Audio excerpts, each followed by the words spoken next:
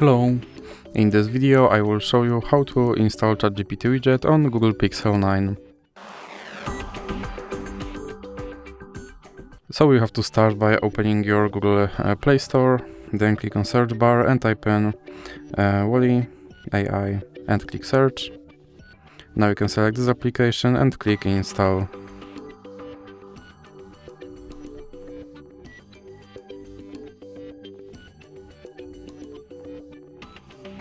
Then click open, and now click got it and click on this button to skip introduction, then click not now and click open permissions.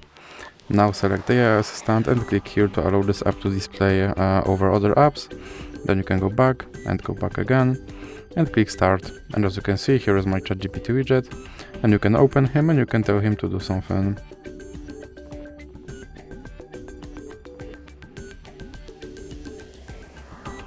And as you can see, he responded. And if you want to remove him from your screen, simply drag him into the X icon in the middle. So that's it for this video. If you liked it, please remember to leave a like and subscribe.